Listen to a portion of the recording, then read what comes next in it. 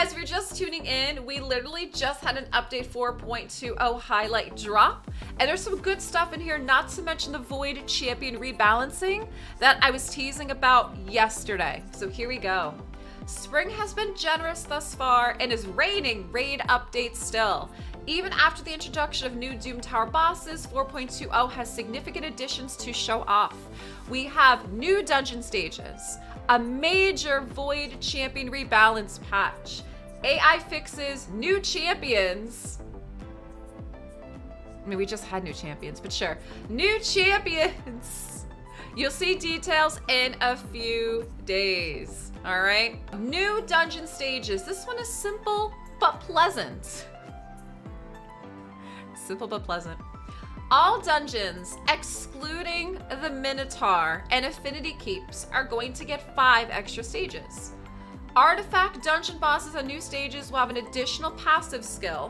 One will limit turn meter decrease. The other will limit the damage they take from attacks at scale based on the target's max HP. So no more than 10% of HP will be lost.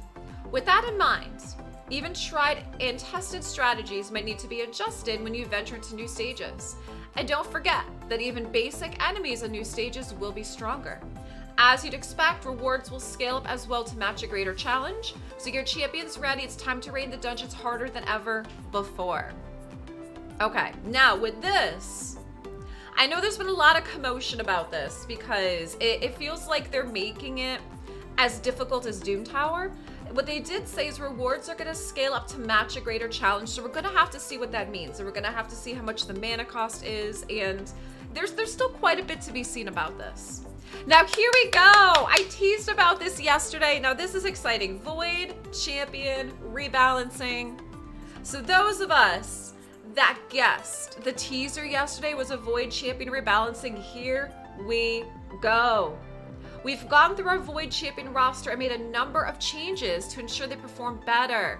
Most of these changes are buffs. Those skills were reworked. So Visix, our girl Visix is the first one, okay?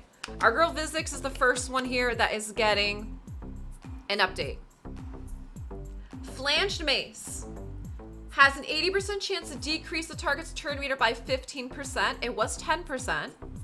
Sinister Allies, they redesigned the skills, so the skills redesigned. No longer places a shield, and instead places a 50% ally protect buff on allies for 2 turns, okay? No longer has a shield, but she does an ally protection. And single combat, this skill is now also redesigned. Attacks all enemies instead of one enemy. She does a provoke on them for 1 turn and places a shield. So now she does an AoE provoke and a shield on herself equal to 20% of max HP. So she actually, they did a good job with her. What do you guys think about that change for Visix? It actually seems like now she will maybe be used more. Maybe she'll be a lot more viable than she was before. I like this AoE provoke. I think that's really nice, along with the shield and an ally protection.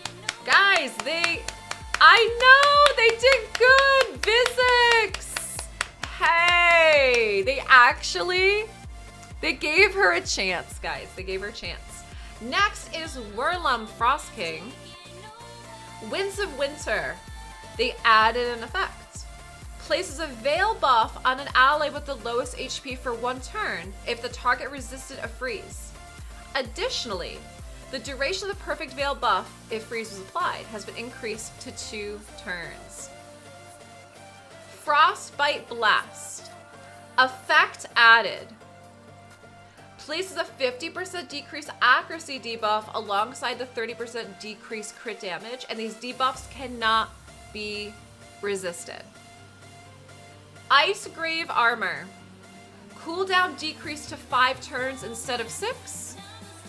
And then Aura, increases ally defense by 40% in Doom Tower battles, previously increased defense by 30% in arena battles. Okay, so they gave him a little bit of a buff. Firstborn, Utter Rampage. Now this is a reworked skill. She attacks all enemies, has a 75% chance of placing decreased attack, and has a 4-turn cooldown. Skill upgrades. So they upgraded her the skills here for Suai. Level 2, damage plus 10%. Level 3, damage plus 10%. Level 4, buff, debuff, chance 10%. Level 5, buff, debuff 15%. And level 6 is cooldown decreased by 1. Deaden reactions is cooldown decreased to 4 turns, down from 5. Broadma. Now, Broadma is one of the champs we can get for fusing as well. So here we go with Broadma. Hail. Debuff chance increase to 35% instead of 25. Gift ascended. This is an ascended one. So now there's an effect added is it fills the turn meter of allies by 15%. I like that. Resurrect. Cooldown decrease to 6 turns instead of 7. And Aura is increases ally defense by 33% in faction war crypt. Beardle.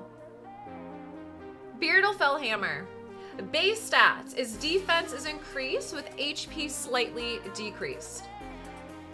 And Sorcelled Axe, it's a skill upgrade adjusted. So level 2 damage plus 10%, level 3 is buff debuff chance plus 10%. Level 4, buff debuff chance plus 10%, and level 5, same thing, 10%. Fey Protection, effect added, has a 75% chance to place a 60% decreased defense debuff if the target's already under a heal reduction. This is for Beardle. Next one is Whisper, so she's the last one. Softening Drive, she now has an effect added. She also places a 30% increased crit rate on herself. And Unyielding Flurry, cooldown decreased to 5 turns instead of 6. So I would love to know what you guys think of these changes. Do you like them? Do you like this rebalancing?